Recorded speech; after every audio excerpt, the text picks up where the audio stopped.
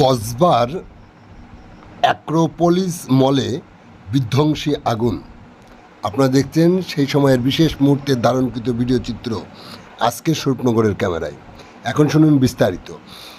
4 দিনের মাথায় ফের অগ্নিকাণ্ডের ঘটনা শহর কলকাতায়। শুক্রবার দুপুর 12টা নাগাদ রুবির কাছে একটি শপিং মলে আগুন লাগে। দমকলের 16টি ইঞ্জিন ঘটনাস্থলে রয়েছে। এছাড়াও সঙ্গে রয়েছে কলকাতা পুলিশের বিপর্যয় মোকাবেলার টিম। দমকল আধিকারিকেরা আগুন নিয়ন্ত্রণে আনার চেষ্টা করছেন। প্রাথমিকভাবে জানা গিয়েছে, মলের যেখান ফুড কোর্ট রয়েছে সেখানেই প্রথম আগুন দেখা যায়। তড়িঘড়ি সকলকে শপিং মলের ওই অংশ থেকে সরিয়ে নিয়ে যাওয়া হয়। মুহূর্তের মধ্যে কালো ধোঁয়ায় ঢেকে যায় এলাকা। আতঙ্ক ছড়িয়ে পড়ে শপিং মলের উপস্থিত সাধারণ মানুষের মধ্যে।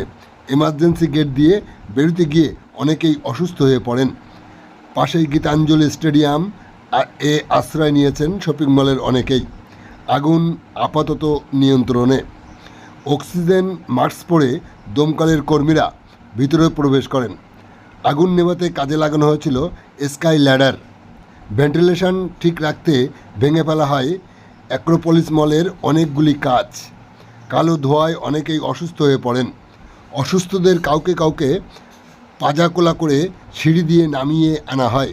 আতঙ্কে অনেকে কালো ধোঁয়ার মধ্যেই সিঁড়ি দিয়ে নিচে নামতে দেখা যায়। প্রত্যক্ষদর্শীদের একজন জানান, শপিং মলের 3টি তলা পর্যন্ত কালো ধোঁয়া ছড়িয়ে পড়েছে। সেখানে উপস্থিত অনেকেই শ্বাসকষ্ট শুরু হয়েছে বলে স্থানীয়দের মধ্য থেকে জানা যায়। আপনারা দেখছেন সেই বিধ্বংসী আগুন। আমাদের সাথে থাকুন, দেখতে থাকুন।